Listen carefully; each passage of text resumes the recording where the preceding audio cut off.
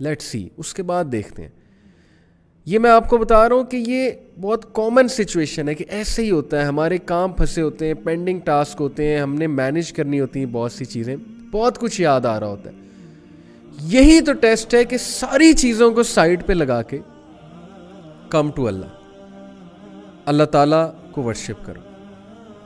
یہی ہمارا ٹیسٹ ہے آج کے دور میں, اسپیشلی آج کے دور میں, کیونکہ ڈسٹریکشنز بہت زیادہ ہیں, ذمہ داریاں بہت زیادہ ہیں, کام بہت کرنے کے وغیرہ وغیرہ.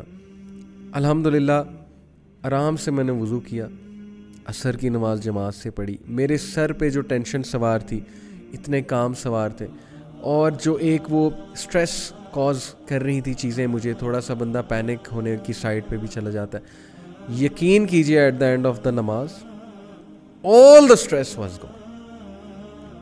ریلیکس ہو گیا میں, کام ڈاؤن ہو گیا میں, کیونکہ نماز کی موومنٹس ہی اتنی خوبصورت ہے. جماعت کے ساتھ جب آپ نماز پڑھیں گے تو ظاہر ہے کہ 7-8 منٹ کی ایوریج جماعت ہوتی ہے, لیکن یہ کہ کچھ مساجد میں 10 سے 12-13 منٹ کی بھی ہوتی ہے, تو کتنا وہ ریلیکسنگ ٹائم ہے آپ کے لیے. الحمدللہ once I finished offering with جماعت, میں ریلیکسڈ ہو گیا. مجھے ایسے لگا جیسے میرے سارے کام ہو جائیں گے انشاءاللہ, میرے کاموں میں برکت آ جائے گی, اور ایسا ہی ہوا. اچانک میں ریلیکس ہوا اینڈ دین آئی فیلٹ کہ میرے کاموں میں برکت آ رہی ہے, اور سارے کام انشاءاللہ اپنے ٹائم پہ ہو رہے ہیں. یہ سارا واقعہ میں نے آپ کو کیوں سنا ہے, کیونکہ تھنگز دیٹ میٹر کی کلاس میں نے آپ کو شروع کی کلاسز میں بتایا تھا کہ وہ ہستی جس کو اگنور ہی نہیں کیا جا سکتا, جس کو پرائیورٹی میں سیکنڈ ہی نہیں رکھا جا سکتا, وہ اللہ ہے. ہی از آلویز فرسٹ. ہماری کوشش یہ ہوتی ہے کہ سارے کام کر کے, پہلی تو بات ہم میں سے بہت سے لوگ نماز ہی نہیں پڑھتے, اللہ انہیں ہدایت دے, اللہ ہم سب کو ہدایت دے. لیکن جو پڑھتے ہیں وہ پھر کس طرح سے پڑھتے ہیں کہ سارے کام کر کے, سب کو راضی کر کے, سب کو خوش کر کے, اینڈ میں کچھ منٹ رہ جاتے ہیں تو اب نماز ادا کر لیتے ہیں. اور وہ بھی کیسی نماز ہوتی ہے, 3-4 منٹ کی, 2 منٹ کی, 4 فرض, وہ بھی صرف فرض ہوتے ہیں. یہی مسئلہ ہے. This is where things go wrong, this is where things slip out of our hands. We become more panicked, ہم مور اسٹریس میں جاتے ہیں, اور ہمیں سمجھ نہیں آ رہی ہوتی ہم چیزوں کو کیسے مینیج کریں. اور سب سے بڑی بات یہ کہ ٹائم میں برکت. جب انسان اس ہستی کو ورشپ کر رہا ہے جو ٹائم کا کریٹر ہے, وٹ ڈو یو تھنک اس کے ٹائم میں برکت نہیں ڈلے گی؟ جب انسان اس ہستی کے پاس جا رہا ہے ملاقات کرنے آؤٹ آف لو, اور اپنی ساری چیزوں کو سائڈ پہ رکھ کے اس ہستی سے ملاقات کرنے جا رہا ہے جس کے کنٹرول میں ایک ایک ذرہ ہے, ایک ایک ایٹم ہے, وٹ ڈو یو تھنک آپ کے کام نہیں ہوں گے؟ وٹ ڈو یو تھنک آپ کا جو ٹائم ہے اس میں برکت نہیں آئے گی؟ وٹ ڈو یو تھنک آپ ریلیکس نہیں ہوں گے؟ تو یہ کرکس ہے ہماری پوری کلاسز کا کرکس, یہ اس ایک واقعے میں ہے. اور میں نے آپ کو بتایا میں بھی ایک عام انسان ہوں, مجھ پہ بھی سستی چھا سکتی ہے, میں بھی اکثر ڈی موٹیویٹ ہو سکتا ہوں, میری بھی وہی ساری مصروفیات ہیں جو آپ سب کی ہیں. لیکن اس سب کو سائڈ پہ رکھ کے ہم نے کیا کرنا ہے؟ ہم نے نماز کو پریفرنس دینی, ہم نے اللہ سبحانہ و تعالیٰ کو پریفرنس دینی. So that's my message to you. یہاں سے میں نے کہا کلاس کا آغاز کرتے ہیں. بڑا امپورٹنٹ ہے یہ سمجھنا کہ اگر ہم وقت میں برکت چاہتے ہیں اپنے, اور اگر ہم اپنے معاملات کو سلجھانا چاہتے ہیں, تو بس ایک ہی ہستی ہے جس کے آگے جھکیں, جس کو سجدہ کریں. وہی ہستی معاملات کو سلجھانے والی ہے, وہی ہستی ٹائم میں برکت ڈالنے والی ہے. تو آئی ہوپ کہ انشاءاللہ this will be a comprehensive lesson for all of us. Now coming to the حدیث, میں نے شروع میں آپ کو بتایا تھا آج میں آپ کو وہ حدیث سنانے والا ہوں جو آپ نے ہو سکتا ہے کئی بار سنی ہو, بٹ جس کانٹیکسٹ میں ہم بات کرنے والے ہیں it will give you a lot to ponder upon inshallah ta'ala.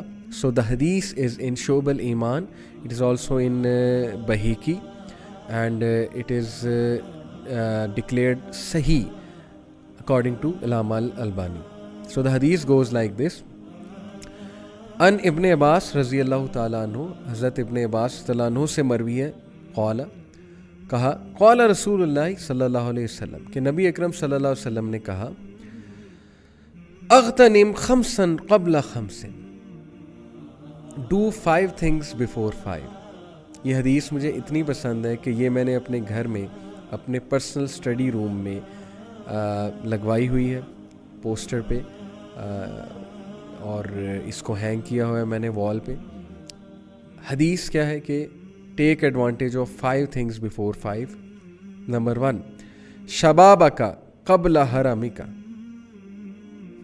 Number 1 on our list, which Rasulullah sallallahu alaihi wasallam said, your youth before your old age.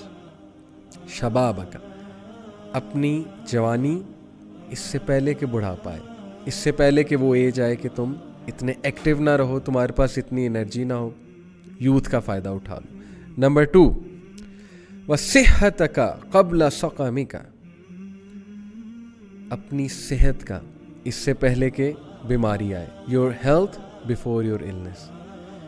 مطلب کہ اس حدیث پہ اگر آپ غور کریں نا تو یہ تھنگز دیٹ میٹر جو میری سیریز ہے، جو کلاس ہے، یہ اس کا کرکس ہے. یہ حدیث صرف اس حدیث کو لے لیں، جیسے وہ امام شافعی نے کہا نا کہ صرف سورہ العصر کو لے لیں تو آپ کو ساری بات قرآن کی سمجھ آ جائے گی.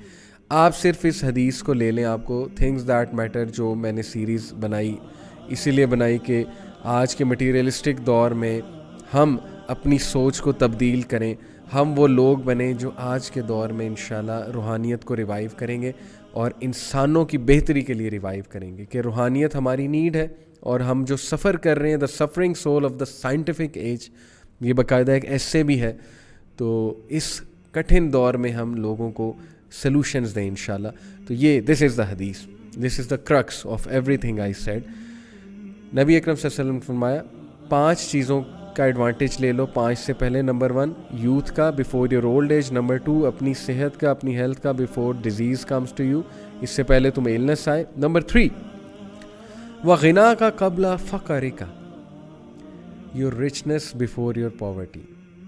اپنی رچنس کا، تمہارے پاس جب چیزیں ہیں، تمہارے پاس سیونگز ہیں، تمہارے پاس پیسے ہیں، تمہارے پاس خرچنے کے لیے مال ہے، اس سے پہلے کہ تم پہ کوئی ٹف ٹائم آئے، تم پہ غربت آئے، اس حالت کا ایڈوانٹیج لے لو. اس کے پیچھے کیا فلسفہ ہے، کم ٹو اٹ. نمبر 4 وفراغ کا قبل شغلی کا، your free time before your work. اس سے پہلے کہ بہت سی ذمہ داریاں ہیں، اس سے پہلے کہ تم بہت بزی ہو جاؤ، اس سے پہلے کہ تم کھپ جاؤ زندگی کی دوڑ میں، پیسے کمانے کی دوڑ میں، فری ٹائم کا فائدہ اٹھا لو. وہ ٹائم جس میں تمہارے پاس کوئی اور ایکٹیویٹی کرنے کے لیے نہیں ہے، اس کا فائدہ اٹھاؤ. نمبر 5 وحیات کا قبل موت کا. اوور آل یہ ایک بات ہے کہ your life before your death.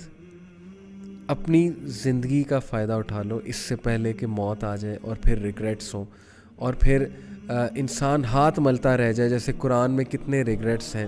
قرآن میں یہاں تک ایک ریگریٹ مینشن کیا ہوا ہے گناہ گار کا کہ ہائے کاش، یہ سورہ فرقان میں میں فلاں اور فلاں کو دوست نہ لیتا.